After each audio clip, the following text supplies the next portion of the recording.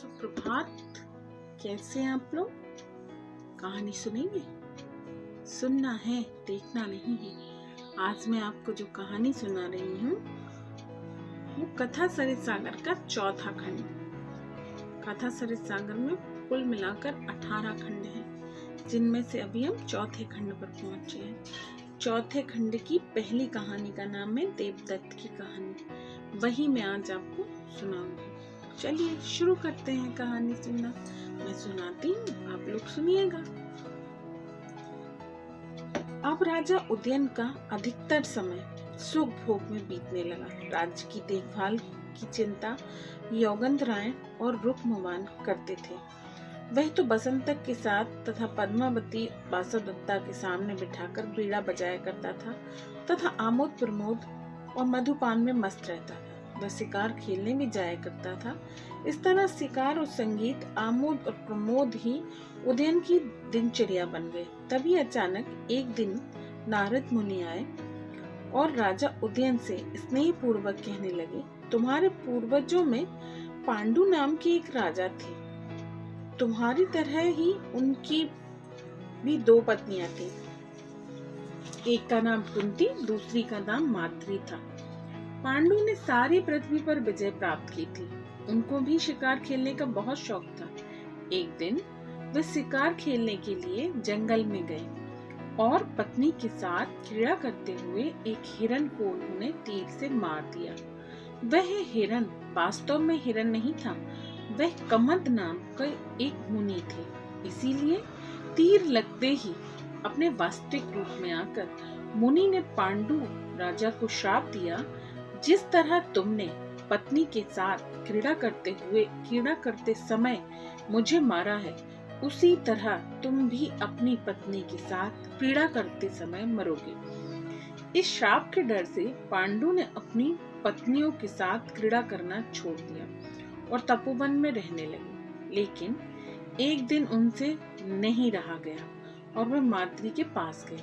उसके तुरंत बाद ही पांडु की मृत्यु हो गई। इसीलिए हे उदयन, तुम्हें शिकार की इस आदत को छोड़ देना चाहिए, क्योंकि इसका फल अशुभ हो सकता है। तुम्हारे जो लड़का पैदा होगा वह कामदेव के समान सुंदर होगा। इसकी भी एक कथा है, तो जो मैं तुम्हें सुनाता हूँ। एक बार कामदेव की पत्नी रति ने शिव की प्रार्थना करते हुए निवेदन किया कि उसके पति कामदेव को फिर सशरीर जन्म लेने की आज्ञा की जाए। शिव ने प्रसन्न होकर रति से कहा, पार्वती जब पृथ्वी पर जन्म लेंगी और पुत्र की इच्छा से मेरी तपस्या करेंगी, तब कामदेव ही उनके पुत्र बनकर पैदा होंगे। वे विद्याधरों के राजा भी बनेंगे। नारद बोले, हे उदयन, तुम्हारी पत्नी वासुदत्ता पार्वती का ही अवतार है। यदि अब वह भगवान शंकर की उपासना करे तो उसके कामदेव जैसा ही सुंदर पुत्र उत्पन्न होगा। यह कहकर नारद जी चले गए। उस दिन उदयन और वासुदत्ता पुत्र की चिंता में डूबे हुए थे। दूसरे दिन द्वारपाल ने आकर राजा से कहा, द्वार पर आपसे मिलने के लिए एक ब्राह्मणी खड़ी है। उसके साथ 2 बच्चे भी हैं। राजा ने उसे अंदर बुला लाने के लिए कहा। वह ब्राह्मणी अपने दोनों बेटों को साथ लेकर राजा के सामने आ गई। वह बड़ी दुर्बल और पीली पड़ी हुई थी। उसके कपड़े फटे हुए थे। उसने राजा को नमस्कार करके कहा, ये दोनों मेरे जुड़वा पुत्र हैं। भूखे रहने के कारण मेरे स्तनों में इतना दूध भी नहीं कि मैं इनको पिला सकूं।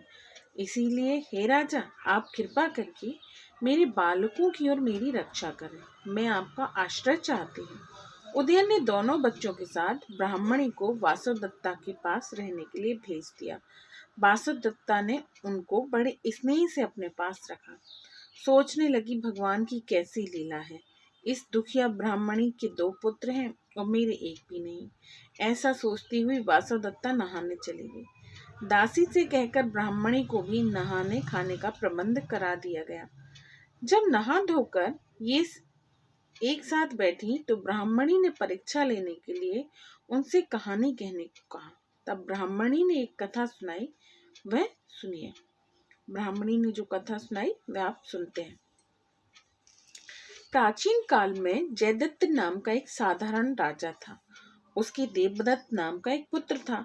देवदत्त के बड़े होने पर राजा ने उसका विवाह किसी धनवान बनिए की लड़की से करना चाहा। उसने सोचा कि राजा की लक्ष्मी वेश्या के समान बहुत चंचल होती है, उसका उपभोग शक्तिशाली आदमी ही कर सकता है।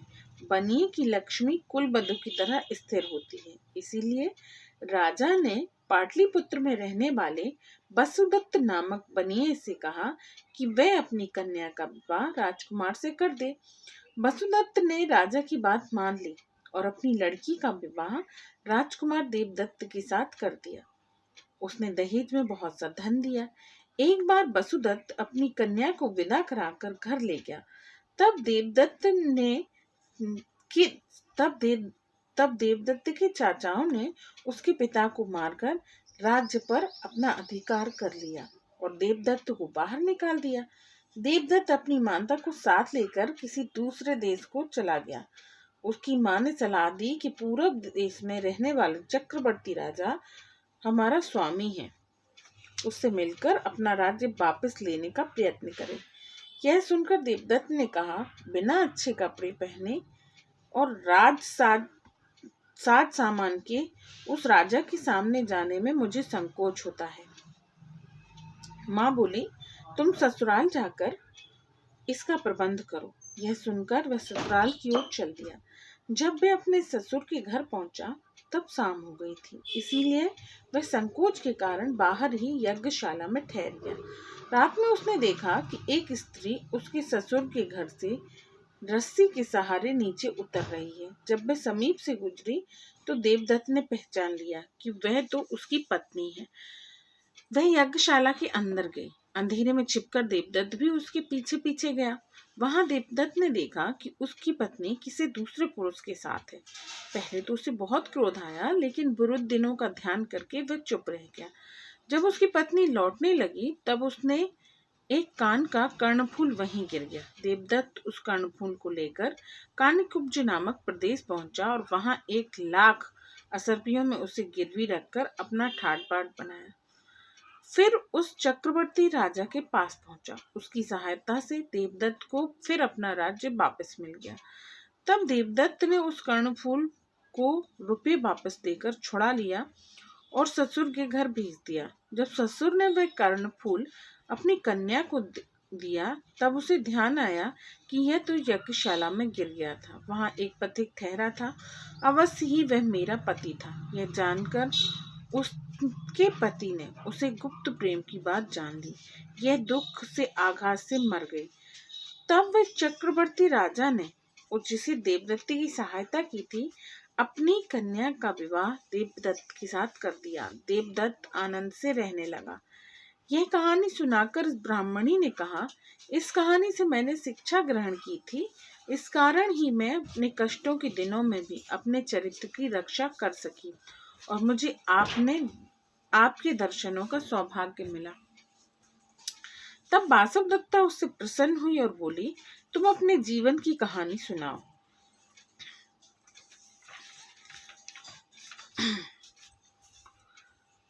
तब ब्राह्मणी ने अपनी जीवन गाथा इस तरह शुरू की।